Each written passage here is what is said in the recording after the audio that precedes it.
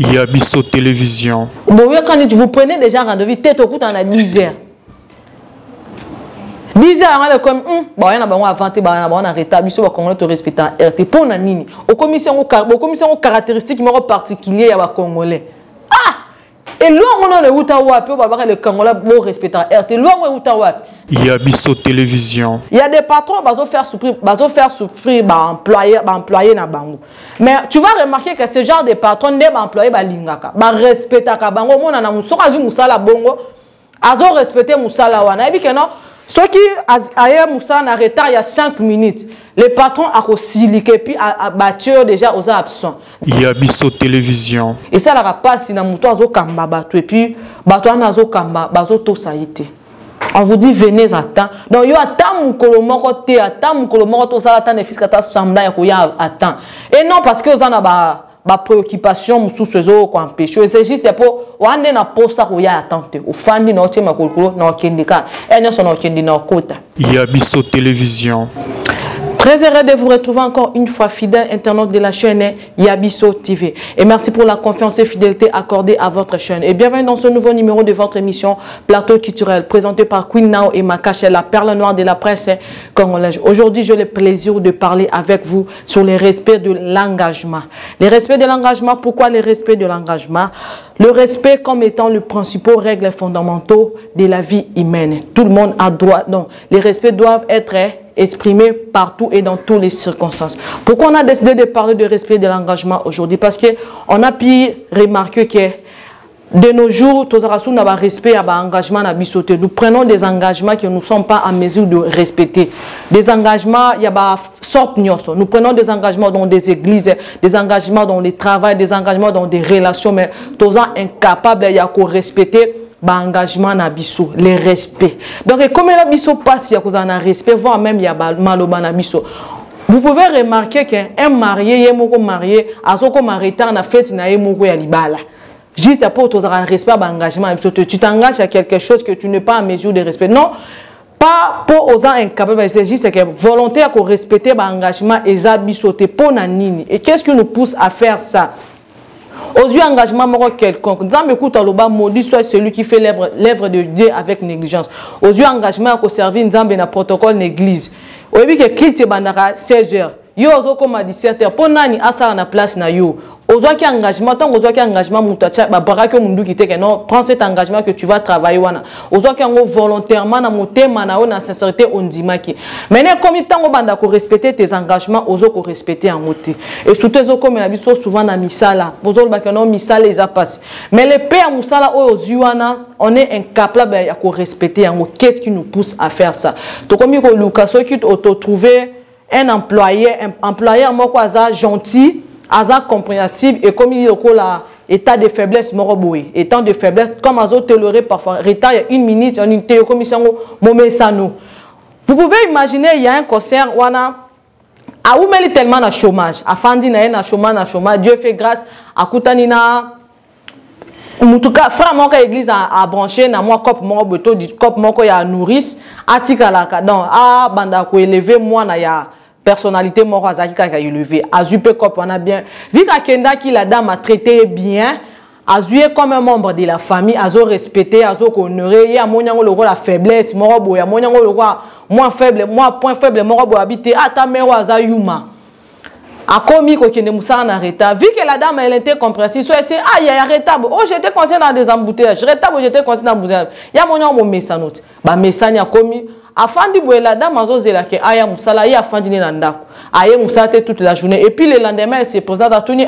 Na zelo toute la journée moi j'avais des courses à faire pour tikana bonacte au sou qui n'angeza qui salité. Imagine. Ceux qui n'ont pas saleté ça t'empêche à aucun de Moussa là.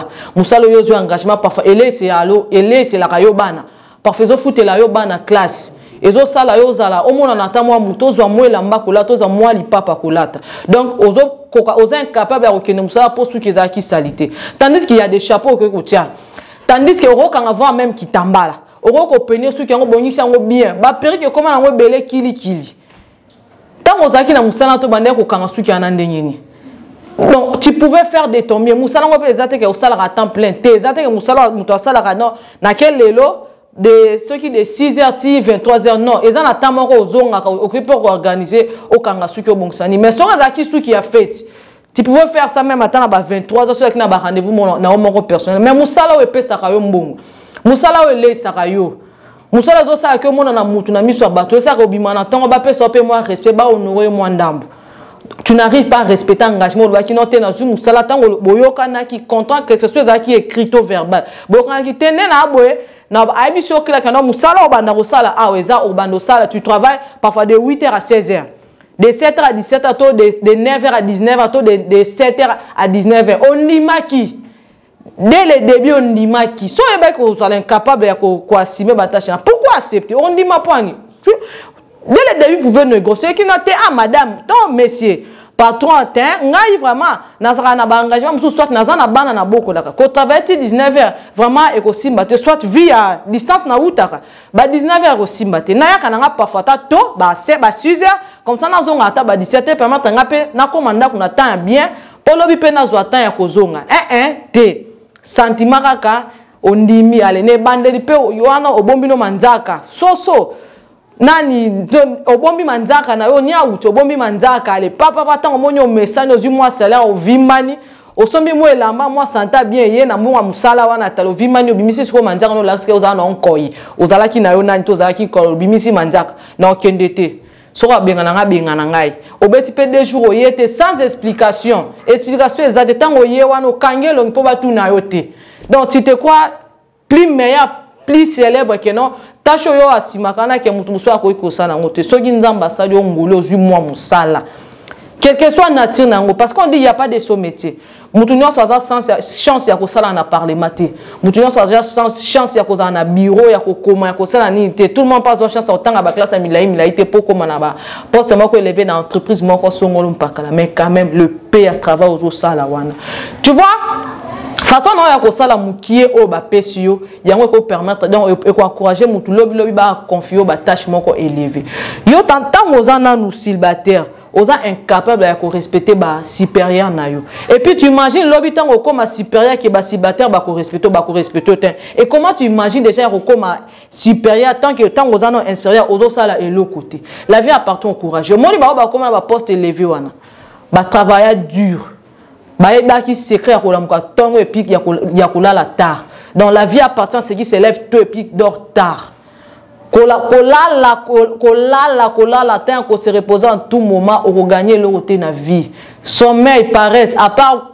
obésité et pe soyez le mususuti et on peut soyez le mususuti tous à la capacité à respecter ba engagement na biso engagement ozozwa ba braquer mundu qui te kendima ba le contrat de bail ba biso contrat d'embauche ba biso condition ezaboye dès le départ on dimi ba condition wana ba biso biso mbula eza motif ya absence te on dimi maintenant comme na kati na po ani akoza pe mutema mabeboye pona nini mbula beti pena mais dès le départ il dit c'est que non maman place nga na fandaka vraiment nazana milieu nazaka na banlieue soki mbula beti donc mbula nyo se permettra ngate na bima parfois to se noyaka donc ce que mon na yete na mbula comprendre kaka to se noyer ako comprendre so ka se comprendre te parce que ba patron bien bazali ya mabe pe bazali mais ça ne veut pas dire que non ba patron nyo so bazaka mabe il y a des patrons bazo faire souffrir ba employé na bango mais tu vas remarquer que ce genre de patron de ba employé ba lingaka ba respectaka bango mona na musoka zu musala bongo azo respecter musala wana et puis que non ceux qui ailleurs musala na retard il y a 5 minutes les patrons a silike puis a battu déjà aux absents donc les patrons bon on biso to lingaka donc quand le patron a trop strict a trop rigueur wana bien oui wande fona banda ko respect donc aza ko se démener aza ko se casser en 1001 morceaux pour akende musala à temps mais tant akutani na patron moko azo comprendre ye o aza compréhensif azo traiter comme étant un être humain azo traiter personne tozana ego malgré différence, il y a un rang social, il y a une classe, il y a nini. Azo traité quand même comme étant notre. Mais il y a mon faiblesse. Azo ma vrai humain habita zoba o. Amo nanga kamane tika na banda sakana e. Tika soit senga musala 8h. Donc pire musala bâti 7h30 alors comme à 9h45. Sans justification, sans explication. Absence 3 absences non justifiées. Azo ont même pas la peine à se justifier. Aoya on a pas bomber. On le banani. Quand quand tu lui fais moins de reproches à Siliki, comme ici, il a la raison. À Siliki, il a la raison. Comportement là, tous les mêmes comportements, tous on voir même dans l'église. Qui t'a obligé à reconnaître engagement dans l'église? On t'a pas obligé. Non, yo se porter grand le bité naza chante na zui ve ya kubanda koyembe la nzambe na banda koyembe la e.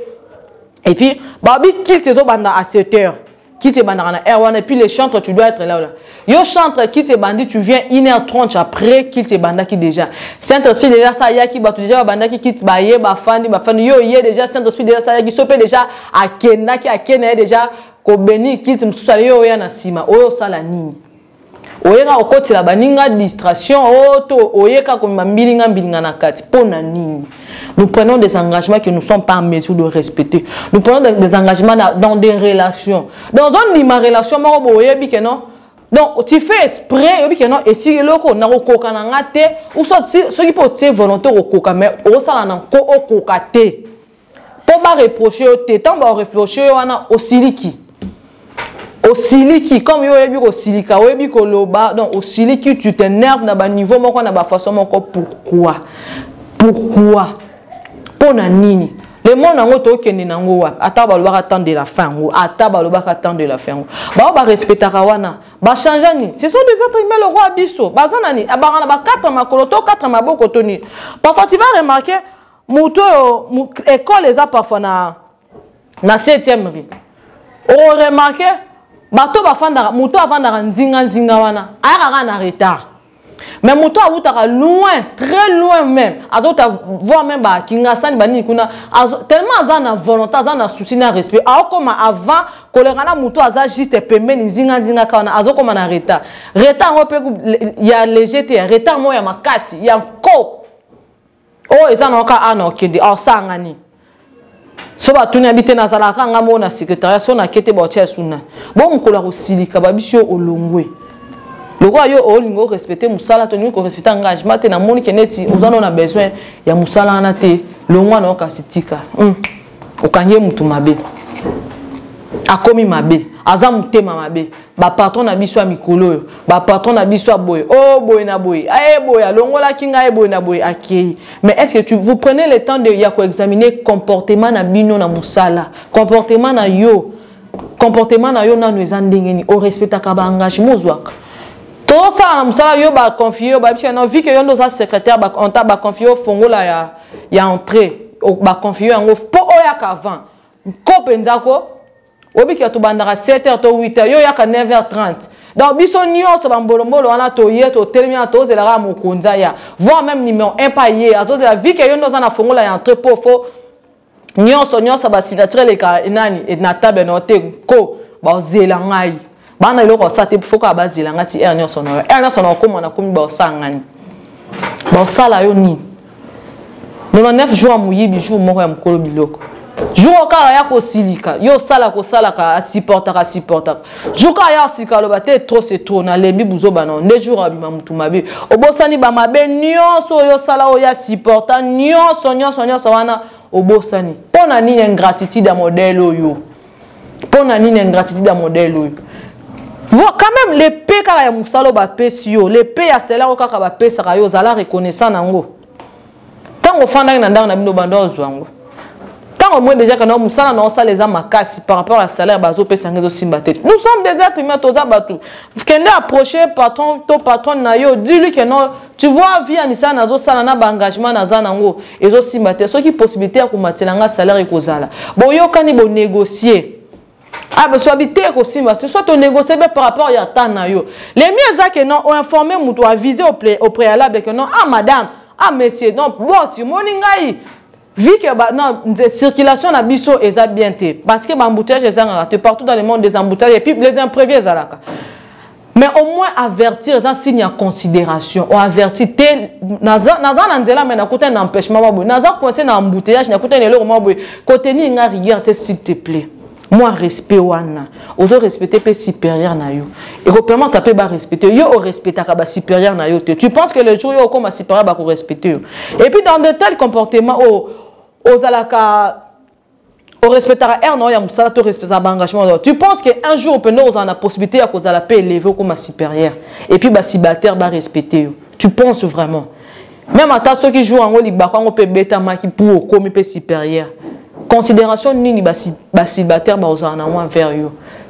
Tobuka ka quand tolona ande tobuka yo lona qui en solennité lona qui en politesse le non respect dans tes engagements tu penses que les gens vont te respecter le jour où ça la copie na yo le jour où comme ma boss ou comme ma patron yeba que tes employés ba ko banda ko respecter yo te ka ndenge pe yo respectera ba employeur na yo te ne respectera ba supérieur na yo te tes inférieurs pe ba ko banda ko respecter yo te ka bongo.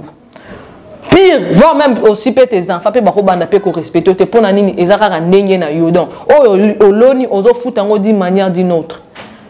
D'une manière ou d'une autre ozo futango. Donc partout yo eza ne sika mo yo zala na respect zati. Partout na ndaku ye. Musala ye, na église yo, na classe yo, wapi yo, okyo la na moi formation mo boy. Yo zala yo mo konza retard. Obotama na retard toni. To retard wana ba sale la rende yo. Tu ne t'expliques même pas. Tu ne t'excuses même pas. Eh, yo s'excuser. Yo mon compte. Tu es la plus belle, le plus beau. Oza tellement doué. Et le royo sarana mtumswa ko sala mote. O binenzamba ebisaka prophète Elia lobi azal le seul prophète nana gumba melibal. Tenzamba c'est fanda. 7000 prophètes bazawa na nu ba meki kutu te baza ba réserve na bombi. Toi tu penses que ceux qui le loyo zo sala ngo bien. Au salaire qui est bien. Tu penses que tu es le seul à au salaire bien? Même pas. Au dessinera bien. Au aimera bien. Au salaire tellement bien. Au comara bien. Aux arayo mokote. Nzamba sala. Nzamba pe ça toujours ba réserve ezalaka. Pe ça ba vision na ba provision. Donc yeba tant wa tio place wana ba réserve na yo pe ezali. Ce qu'on bongi si tu seras écarté d'une façon ou d'une autre. Tu seras écarté. Puis on va remplacer une autre personne. Tu penses que musala wana yozo sala wana bureau wana poste yo occupé wana ozam taliboso occupé ya ko occupé ngo kaka kitio yo fandela mutu musu pas ala na kitio ana fandara wana asala parfois ça sera plus meilleur que yo mais lelo azati et qu'est-ce qui prouve que toi tu vas demeurer place wana éternellement na comportement ozana wana tu penses que tu vas demeurer éternellement place wana qu'est-ce qui te prouve et là on y est la question que yo ndoko demeurer éternellement wana quand même.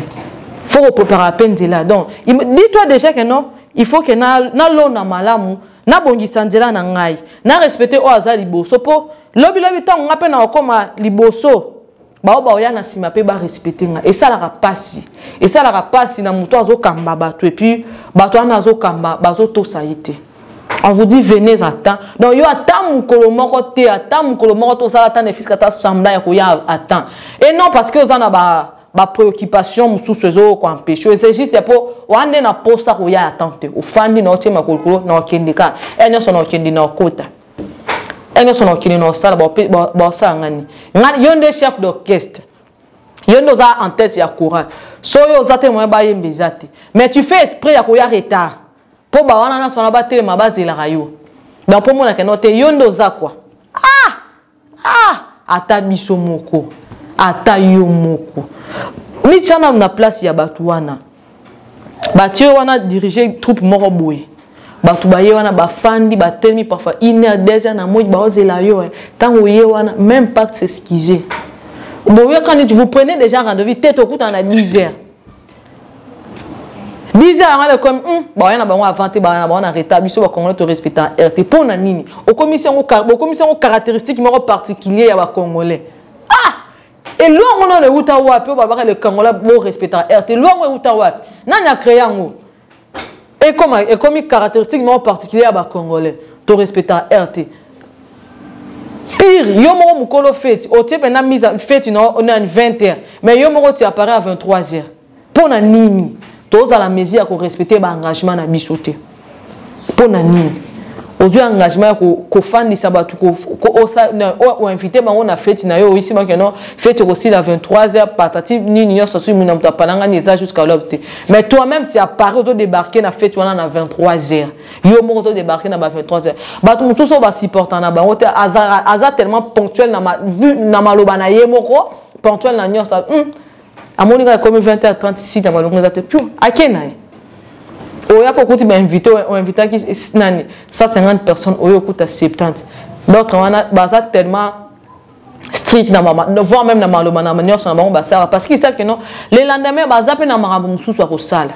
Quand tu as les fêtes, les samedis, ils ont jusqu'à l'aube. Tandis que les dimanches, parfois, il y a des églises, parfois, il y a un engagement, l'église, parfois. Je dois diriger les codis, parfois, je dois chanter, il faut servir dans la porte-parole, patati patata. Toi, tu m'obliges à rester dans la fête jusqu'à l'aube. Pour nani. Tandis que, précise qu'il y a la fête, on a jusqu'à l'aube. Si on précise qu'il j'allais me préparer, que non, s'apprêter, que non, t'es parfois aller toute la journée pour que non, j'aurai toute la nuit, je n'aurai la thé, patati patata. Non. Donc, vous aimez brusquer les gens. Au brusquer, mon tobazo, c'est leur thé. On a une interview à 15h. Au m'a 17h. Au m'a 17h. Parfois, ton interview est déjà Ezaki Wana, Azeli. Sauf pas ça, Mouta Rokate, puis à Kenae. Et puis, après, tu dis que non, comment tu as un rendez-vous, on devait passer un interview au Yétenga Nazar Nazo. Et pourtant, lui, il était là avant toi. Azaki wana azelu à monyote à Kenae. Et puis, tu viens, tu lui condamnes. Faut t'y en aller. Tout le monde peut revoir un peu le caractère wana. Donc, et que ce caractère est tellement fréquent. On respecte pas nos engagements. Non, tu as rappelé dans 100 fois. Donc tu prends vraiment des engagements. Non, vouloir ses pouvoirs. Quand tu veux, tu paies. Quand tu veux respecter tes engagements, tu peux les respecter. Tu veux honorer ta parole. Non, le respect des engagements, ils ont permis à la valoriser. Vous savez, la dignité et la personnalité d'une personne ne s'achètent pas. Ils sont mamaratés. Respect car oyo, respect oyo. Et vous permettre à la considérer na bamaramou sous. Les invitations. Moi, non, Azara ponctuel. Ah non, c'est Messi, il est ponctuel. Lui, vraiment, c'est un bon employé. Azara ponctuel. Ceux qui n'ont en tête, il y a entreprise, Azara mesure, il y a gérer, pour Azara mesure, il y a détecter. Quel est le. Nanaza bon travailleur, Nanaza ponctuel, Nanaza. Yo, il y a un carita. Parfois, service à contrôle, bon, les cabayes, considérer, vous manquez certaines choses. Donc, juste pour une incompétence volontaire. C'est volontaire. Parce que l'effet de ces. Donc, vouloir. Quand tu veux s'élever tôt. Donc, l'effet déjà, quand il y a aucun ça, non, je dois me lever tôt. Comment expliquer que Bibana Bazalara? Moi, on a là, on a épongi. Parfois, on a 10 heures. On a tellement tard. Mais il y a se réveiller à Qatar. Mais imagine-toi le jour où on a baby si net au coup la lobby. Soit première fois dans la classe, la rentrée scolaire est à lobby. Tellement on a posé dans la classe to événement particulier, il y a yémoko personnel. Et ça lobby, c'est événement des lobby à 9h. Il faut qu'il à 9h, réveille-toi tôt. Alors là, 5h. À Kolamuka 5 et pourtant dans ses habitudes à la Muka 1. Pourquoi Azan a joué, Azan a volonté. Ça, j'ai déjà, quand on est au lit, Azan déjà n'est là qu'on a mémoire. Donc, là, Azan rêvé car à la Muki. Azan rêvé car à la Muki. Azan là, la pogni. Donc, Gounan coup de les athées soucis, les ara à comment l'homme n'attend pour à qui ne soit Moussala, n'a soit qui des classes, n'a tellement Azan et Singwana. À la ligne à penser, et puis, penser, et influencer, nous autres, on a influencé, et permettre pour à se lever pour n'a aucun à se lever pour des manifestations, soit première communion, anniversaire, soit c'est juste parce qu'il a eu cette volonté. Azaki na volonté wana. Bande qu'on a vu ça dans la classe, surtout les étudiants, il y a l'université de Kinshasa. Ils prennent le temps de se lever tôt.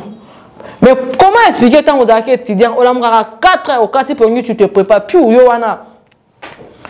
Au 8 ans, on a le transport pour attendre l'auditoire. Mais quand on commis employé quelque part au Moussala, tes premières années aux acquis ponctuels, patati patata, deuxième année, et puis les troisième année, vu qu'au message, on commis expert dans la matière, au moment où on a 10 heures.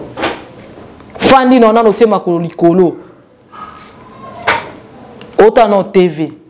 Yo, on a connecté dans Facebook. Yo on a nani papa après tu on ça m'a pressé plutôt yo on a le roi pas embouteillage à la camarade na biso piou moi embouteillage on a au ba kité na comme on a retard ba 10h puis embouteillage puis kanyo yo comme on ça 12h elle repose pendant que baninga bazana pause Ndo yo comme ça là. Les après-midi. À midi, au coup tu poses et puis tu vas travailler les après-midi. Quel exemple tu vas donner à tes inférieurs? Yango to yekola ko respecter ba engagement na biso, c'est vraiment bien. Ils a bien pour na ba employeur té, ils a bien pour na yo moko na employé. Pour na yo moko na employé, ils ont préservé dignité na personnalité. Non, cet homme là elle est ponctuel, cette fille là elle est ponctuelle. Elle sait respecter ses engagements, elle honore ses paroles. Non, quand tu as pris un engagement quelconque dans musala, dans une relation, tu as pris un engagement dans une relation quelconque, relation amoureuse, relation à partenariat, yanine, apprends à respecter. Tu donnes rendez-vous, tu respectes le rendez-vous. Faut pas tous en attendant à choquer, à briser le cœur des gens. Moutazo zelayo dans obana musala au travailler tôt. Pour l'avancement, il y a société, avancement, il y a entreprise, avancement, parfois il y a œuvre de Dieu, et puis toi tu fais esprit, il y a koya ko détruire et le koana. Lobby, quand on te chasse de cet emploi, tu vas déclarer que non, telle personne, azamutumabe, telle personne, azaboui, tandis qu'au départ, yonde obanda ki mabe. To me kapé ko examiner ba comportement na biso na musala, ba caractère na biso na musala, les insolence envers ba supérieur, insolence envers ba kambina biso na musala eza bien te. Ata musala nzambe wana eza musala. To ye ba ko respecter yango, to ye ba ko respecter maloba na biso pe ba ko respecter biso en retour na makambo na biso to banda ko sala et ozala bien pona ba vie future na biso. Et là je vous remercie à Kozala Connecté et puis de nous rester fidèles. Et là, je profite, je dis un grand merci à mon réalisateur, à M. Raphaël Mabilou, à ma coordonnatrice, à Maman Renate, et puis je salue ma cousine qui est ainsi que Angelo Lies, et puis M. André Mboukou. Des gros bisous à vous. Je vous retrouve à la prochaine. Yabiso Télévision.